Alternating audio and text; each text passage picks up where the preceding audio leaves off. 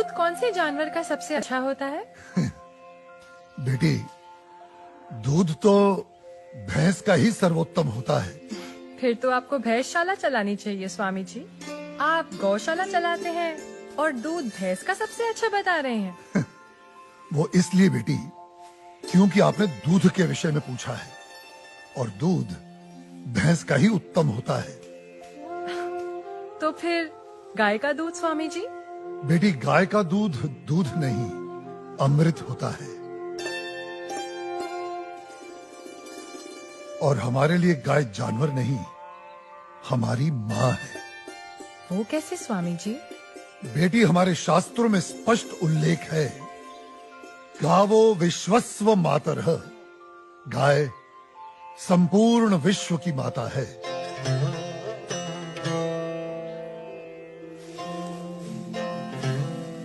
बेटी, गाय ही संसार में एकमात्र ऐसा प्राणी है जिसके अंग अंग से संसार को लाभ प्राप्त होता है। गाय दया, ममता और त्याग की देवी है। गाय लोक मंगल का स्वरूप है। लोक मंगल का स्वरूप है? वो कैसे स्वामी जी? हाँ बेटी, गाय का दूध पीने से शरीर के साथ साथ मस्तिष्क का भी विकास होता है। गाय के दूध में 8 प्रकार के प्रोटीन्स, 6 प्रकार के विटामिन्स, अनेकों प्रकार के एमिनो एसिड्स और न जाने कितने प्रकार के दुर्लभ तत्व प्राप्त होते हैं। It's a complete and wholesome food. ये मानव शरीर के प्रत्येक रोगों के लिए वरदान है, इसीलिए ये अमृत है। अब तुम गौमूत्र को ही ले लो। गौमूत्र बेटी अद्भुत औषधि है, और हमारे आयुर्वेद में तो कई सारी जीवन रक्षक दवाएं गौमूत्र को केंद्रित करके ही बनाई जाती हैं। अच्छा। क्या आपको पता है, अमेरिका अपनी दवाइयां बनाने के लिए काऊ यूरिन इंडिया से ही इंपोर्ट करता है। Really? अब आओ गोबर पर। काऊ डंग, जिसका अज्ञानी लोग बहुत मजाक उड़ाते हैं, वही गोबर ईंधन और खाद यानी कोल और मैन्योर का काम करता है। It's a natural fuel and fertiliser. आपको पता है बेटी, गांव के कच्चे घरों की दीवारों पर गोबर लेपने से उन पर सूर्य की सख्त और विषाक्त किरणों का असर ही नहीं होता। ओह। बेटी, हमारे शास्त्रों में कहा गया है कि गाय के खुरों से उड़ी धूल यानी गोधूली अपने मस्तक पर लगाना तमाम तीर्थों में स्नान करने के बराबर है। लेकिन स्वामी जी, आपने ये गौशाला खोलकर जो बूढ़ी और दूध ना देने वाली गायों को शेल्टर दिया है, अगर कोई कसाई इन्हीं गायों को काटकर उनका मांस अगर बाजार में बेचता है, उसे तो 30-40 हजार का लाभ हो सकता है। लेकिन आपने तो इन बूढ़ी गायों को शरण देकर उसके पेट पर तो लात मार दी है। उस बेचारे का तो रोजगार छिन गया है स्वामी जी। हम कितने एहसान फरामोश हो गए हैं बेटी। चलो आज एक कैलकुलेशन करते हैं।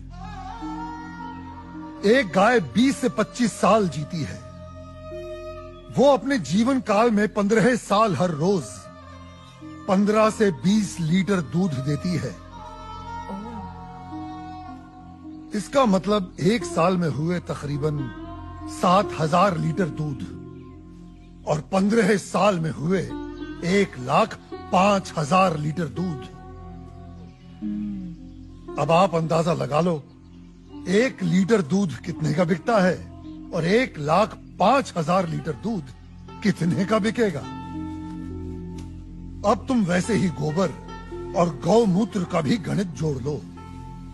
तुम्हारी आंखें फटी और खुली रह जाएंगी कि एक गाय अपने पूरे जीवन काल में कितने करोड़ों रुपए मनुष्य को कमा कर देती है।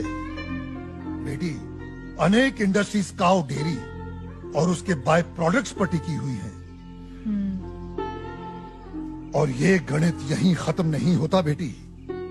उसकी मृत्यु के उपरांत उसकी चमड़ी, उसकी अस्थियां भी काम में आती हैं। उससे भी लोग पैसे कमाते हैं।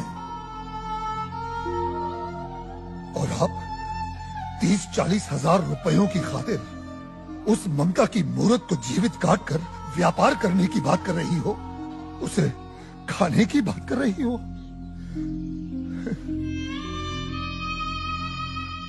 और कितना त्याग, कितना उपकार चाहिए एक प्राणी से। जिस मां ने अपने जीवन काल में हमें इतना धन दिया हो, हमारी सेवा की हो, उसके वृद्ध हो जाने पर, उसके बीमार हो जाने पर हम उसका त्याग कर दें, उसे अबैंडन कर दें। धिक्कार है ऐसी सोच को। बेटी अपनी मां के वृद्ध हो जाने पर उसे बेचा नहीं जाता, उसे काटा नहीं जाता, उसकी सेवा की जाती है।